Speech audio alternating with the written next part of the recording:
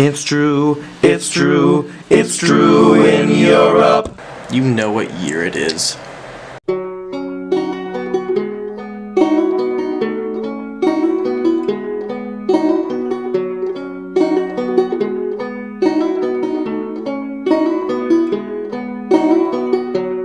If I am alive this time next year. So here's the deal. Due to some unforeseen events, I have the day free.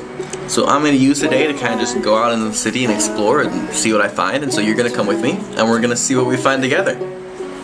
Awesome.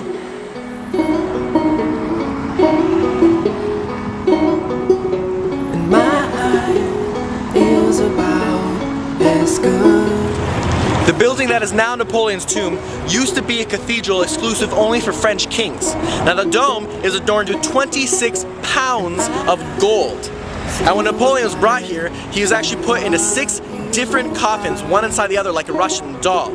Now the curator doesn't want to open up the coffins and do the DNA testing to check to see if it actually is Napoleon's body in there, because he's afraid that no one will come if they find out that it's not actually Napoleon. So for now, it remains a big tourist attraction to this day.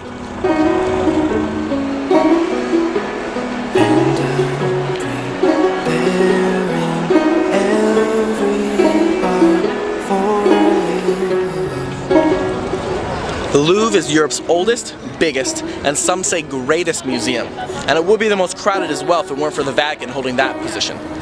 Now the Louvre started out as the king's private palace. That was until the French Revolution, when the revolutionaries stormed the palace and killed the king. A few years later, they opened the royal collection of art and artifacts the kings had amassed from around the world, open to the public, turning it into a museum. It's been there ever since, and it's home to all kinds of famous galleries and collections, including the world's most famous 2-foot by 3-foot letdown, or the Mona Lisa, which really isn't that cool and it's always crowded. But it has all kinds of other great things, and it would take weeks to explore this whole place.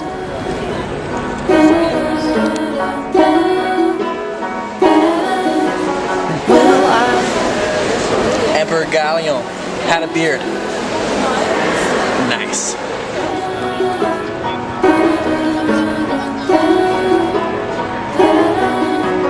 Will I be a part of what you've made?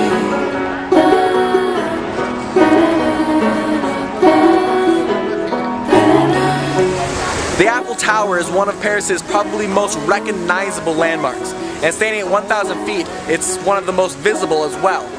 Now the structure covers 2.5 acres of land and takes 50 tons of paint to cover it.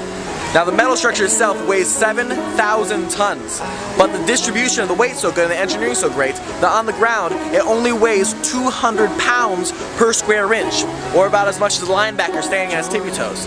Now it was built during the Industrial Revolution to help transmit radio waves, so if it weren't for the advent of the radio, we probably wouldn't have the tower today and this great landmark.